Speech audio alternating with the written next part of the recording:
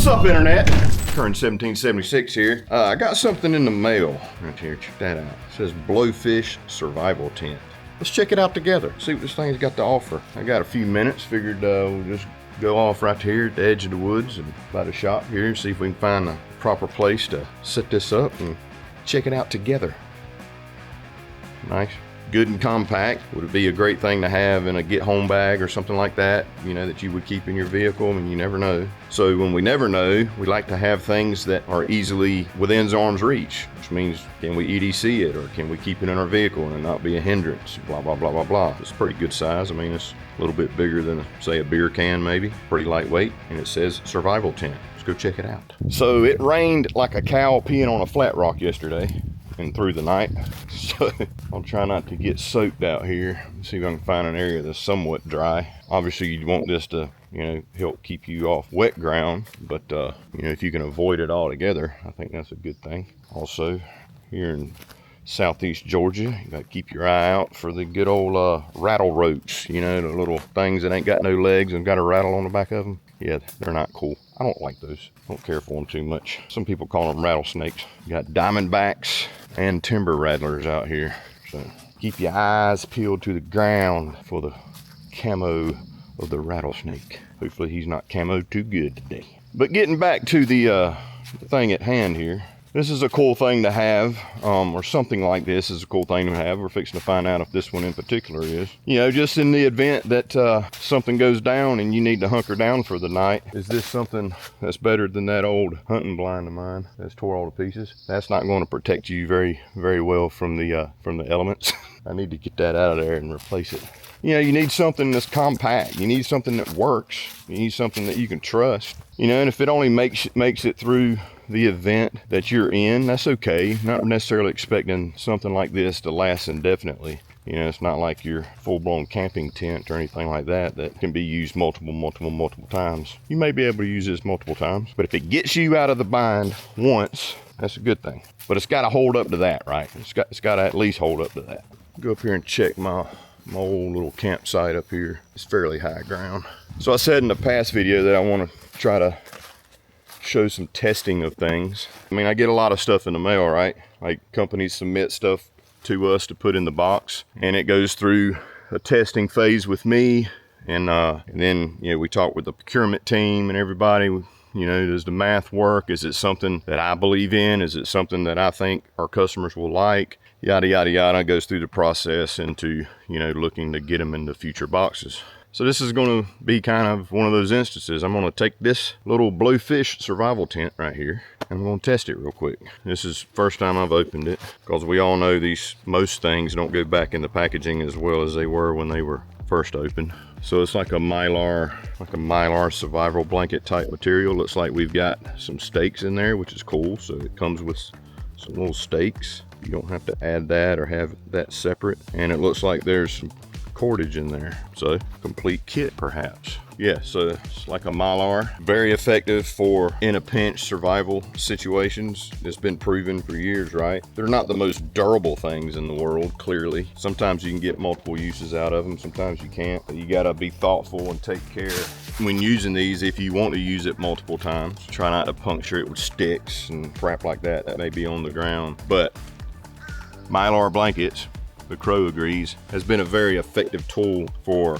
compact survival uses and medical uses. Track enabled. Will it track me? Yes, it will.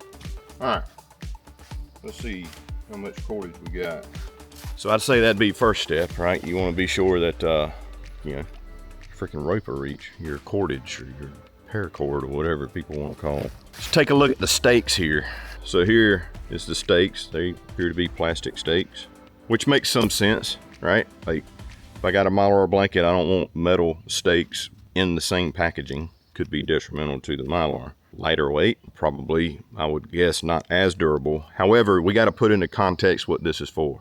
This isn't a carry out on a camping trip and use as your primary tent. It's a survival tent, right? So we got to keep that in mind. A lot of people will knock things because, you know, it doesn't do purposes that really it's not designed to do, okay? This is emergency survival in a get home bag. Something happened, I'm on foot, I'm trying to get home. It is orange, so it's not necessarily stealthy. So let's just take that out of the equation. I'm not trying to be stealthy, or I'm in an area that, I mean, clearly you could probably camouflage that with other things. You can do measures to do that, right? Let's take all those things into consideration as far as what we're working with here. So Mylar blanket, Mylar tent could very well serve a great purpose.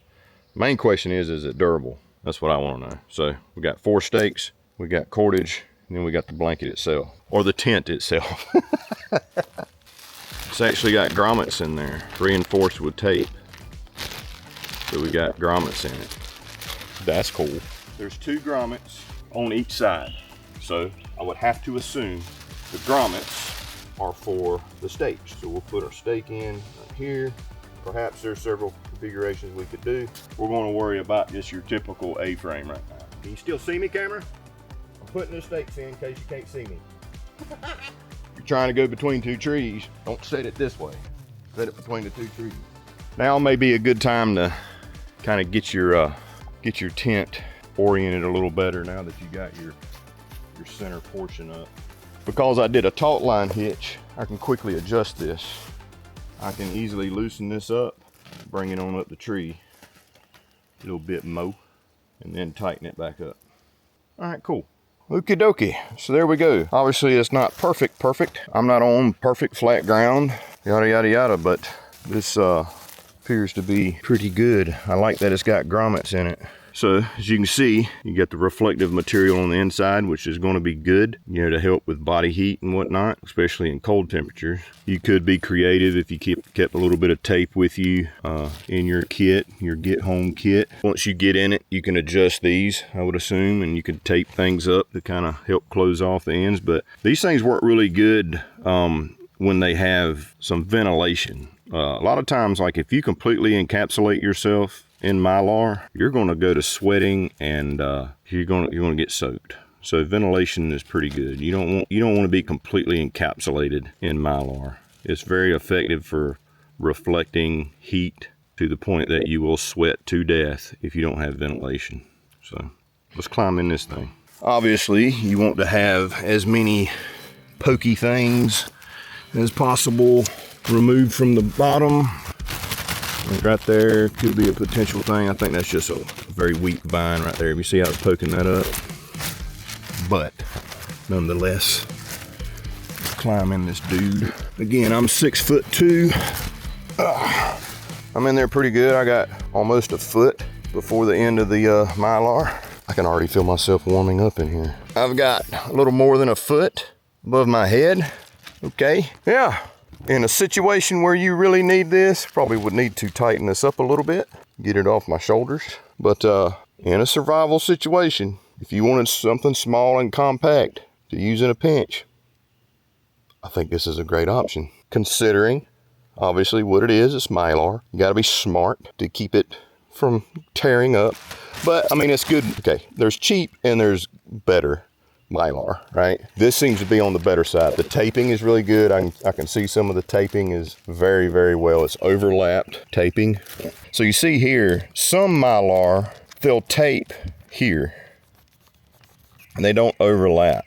This one, but they've doubled it over, folded it over, and then they've overlapped. So they've came down and they did their seaming here, which I think is good. And it's on the inside, it's not on the outside. So I think that's really good. It's not right, so you don't have to worry about, instead of the stress being end to end because it's taped at the edges, it's taped and folded, and you've got plenty of material between them. So I think that's a good thing. That's a smart thing to do.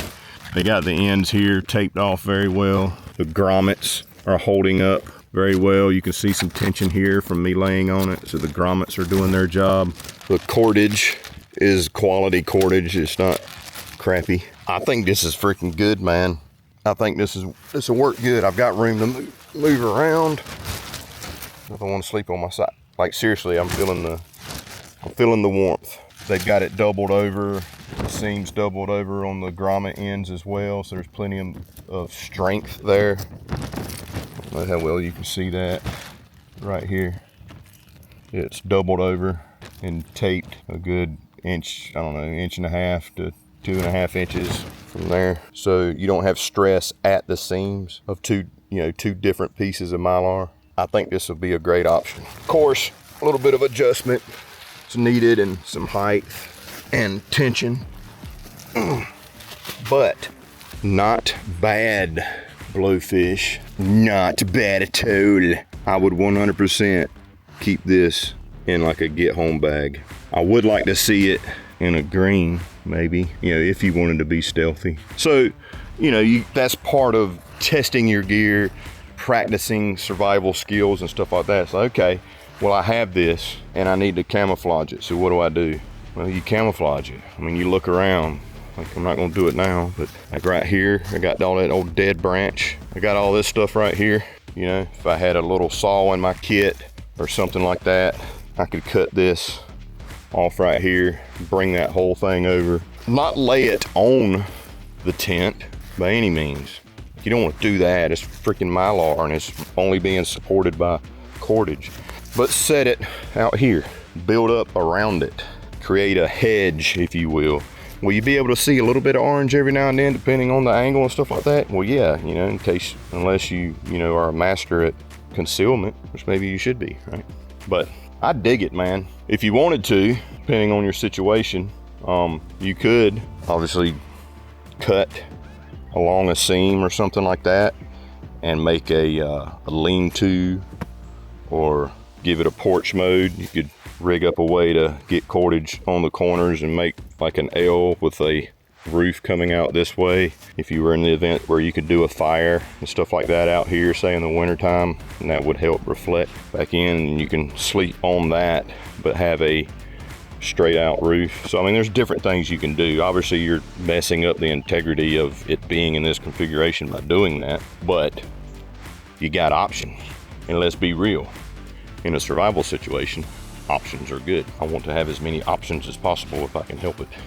But yeah, so Blowfish, I dig it. I think it's a very simple, compact, lightweight, emergency situation type of tent right here. I mean, even if you just had to get out of the elements for say a downpour came or something like that, you wanted to spend the time getting wet, setting it up, and then get in it. Again, options. So what do you guys think? Let me know down in the comments. Would this be something that you think would be a viable emergency shelter, emergency survival shelter? I think so, especially in the wintertime, because it'll get warm in there, I promise you. And remember, ventilation when you're dealing with Mylar, that goes for Mylar sleeping bags or Mylar bivvies and things like that. Like, you're encapsulated in that. You need to be getting in and out of it, and only use that when you absolutely necessarily have to, because you will get wet. You will sweat when you're fully encapsulated. This one right here, it warmed up, but obviously there's a lot of ventilation here. So it's got grommets in it. I was not expecting that. And they held up when I put some weight down, because it kind of pulled on them a little bit. Will this get you through the night? Absolutely. But let me know what you guys think down in the comments. As always, I appreciate you guys watching, and I'll see you next time on another video. Yeehaw. Love you, mean it. Bye-bye now.